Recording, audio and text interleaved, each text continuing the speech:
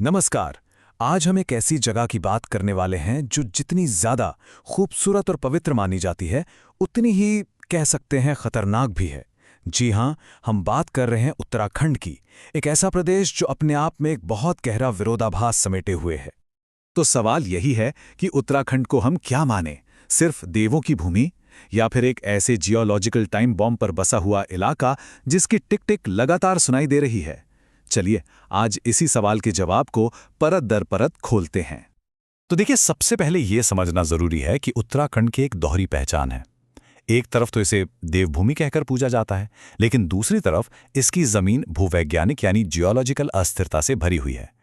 और यहीं पर इसका जो असली विरोधाभास है वो छिपा है। ये वो पवित्र धरती है जहां से भारत की जीवन रेखा गंगा और यमुना जैसी नदियां निकलती हैं। पर यही वो जगह भी है जो भारत के सबसे ज्यादा टेक्टोनिक रूप से एक्टिव क्षेत्रों में से एक है। मतलब यहां धरती के नीचे लगातार कुछ ना कुछ हलचल होती रहती है। तो आखिर इस अस्थिरता के पीछे की वजह क्या है? चलिए इसके पीछे के वैज्ञानिक कारण को समझने की कोशिश करते हैं। असल में इसकी नींव ही फॉल्ट लाइंस यानी कि जमीन के अंदर की दरारों पर टिकी है। यहां एक बहुत जरूरी जियोलॉजिकल प्रोसेस होता है जिसे कहते हैं टेक्टोनिक थ्रस्ट। इसे ऐसे समझिए कि ये जमीन के नीचे बहुत बड़ी एक्टिव दरारें हैं जहां इंडियन प्लेट लगातार यूरेशियन प्लेट के नीचे खिसक रही है, और इस जबरदस्त टकराव से जमीन के नीचे बहुत ज्यादा प्रेशर बनता है। यही एनर्जी भूकंप और लैंडस्लाइड की असली वजह है। अच्छा, इस पूरे स्ट्रक्चर को और आसानी से समझने के लिए हम उत्तराखंड को दक्षिण से उत्तर की तरफ इन 4 पैरेलल माउंटेन रेंजेस में बांट सकते हैं। सबसे पहले आता है शिवालिक, फिर लेसर हिमालय, उसके बाद बर्फ से ढका हुआ ग्रेटर हिमालय, और आखिर में आता है ट्रांस हिमालय। और कमाल की बात यह है कि हर माउंटेन रेंज की अपनी एक खास और बहुत ताकतवर फॉल्ट लाइन है। शिवालिक को मेन फ्रंटल थ्रस्ट यानी एमएफटी से जाना जाता है, लेसर हिमालय को मेन बाउंड्री थ्रस्ट या एमबीटी से, और ग्रेटर हिमालय को मेन सेंट्रल थ्रस्ट यानी एमसीटी से, जिसे इस पूरे इलाके की ज्यादातर टेक्टोनिक एक्टिविटी का सेंटर माना जाता है। तो ये तो हुई जमीन के नीचे की बात।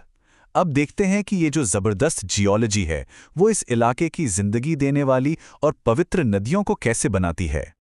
गंगा नदी की कहानी भी यहीं से शुरू होती है। अलकनंदा नदी अपने रास्ते में 5 पवित्र संगम बनाती है जिन्हें पंच प्रयाग कहते हैं। विष्णु प्रयाग से ये सफर शुरू होता है और अलग अलग नदियों से मिलती हुई अलकनंदा देव प्रयाग पहुंचती है, जहां भागीरथी से मिलने के बाद ये मुख्य धारा गंगा कहलाती है। लेकिन इन ग्लेशियरों और नदियों का एक दूसरा खतरनाक चेहरा भी है, और 2021 की जो चमोली त्रासदी हुई थी वो इस बात का एक जीता जागता दुखद सबूत है। ये हमें साफ साफ बताती है कि ऊपर पहाड़ों में ग्लेशियर की जरा सी भी अस्थिरता नीचे की घाटियों में रहने वाले लोगों और इंफ्रास्ट्रक्चर के लिए कितनी जानलेवा साबित हो सकती है। तो ये तो हुई पहाड़ों और नदियों की बात, पर इसका इंसानों पर, उनकी बस्तियों पर क्या असर पड़ता है? चलिए अब इस पर ध्यान देते हैं, क्योंकि ये जमीन पहाड़ों और मैदानों के बीच एक बहुत बड़ा असंतुलन पैदा करती है। अब जरा उत्तराखंड के दक्षिणी हिस्से को देखिए। यहाँ 2 बिल्कुल अलग तरह की जमीनें हैं, भाबर और तराई। भाबर बेल्ट में जमीन कंकड़ पत्थर वाली है और नदियां जमीन के नीचे गायब हो जाती हैं, इसलिए ये खेती के लिए अच्छी नहीं है। लेकिन इसके ठीक दक्षिण में तराई बेल्ट है, जहां वही नदियां फिर से सतह पर आ जाती हैं और अपने साथ लाई उपजाऊ मिट्टी बिछा देती हैं। ये इलाका खेती के लिए एक वरदान जैसा है। और जानते हैं, जमीन के इस फर्क का सीधा असर पड़ता है आबादी पर।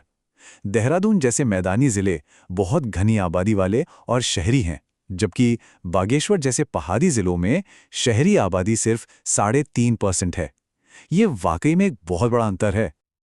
और अब हम आते हैं इस पूरी कहानी के सबसे, कह सकते हैं, अहम और विवादित हिस्से पर। मतलब एक ऐसे इलाके में बड़े पैमाने पर कंस्ट्रक्शन और डेवलपमेंट की कोशिशें जहां जोखिम बहुत ज्यादा है। और इसका सबसे बड़ा प्रतीक है टिहरी डैम। जरा सोचिए, ये 260.5 मीटर ऊंचा स्ट्रक्चर ठीक उस जगह बना है जिसे सेंट्रल हिमालयन सीस्मिक गैप कहते हैं। ये एक ऐसा जोन है जहां एक बड़े भूकंप की एनर्जी बहुत लंबे समय से जमा हो रही है और वो कभी भी बाहर आ सकती है।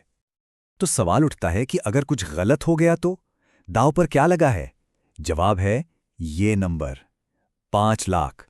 ये उन लोगों की अनुमानित संख्या है जो ऋषिकेश और हरिद्वार जैसे शहरों में रहते हैं और जिन पर रिक्टर स्केल पर 8 से बड़े भूकंप की वजह से बांध के टूटने का सीधा खतरा मंडरा रहा है।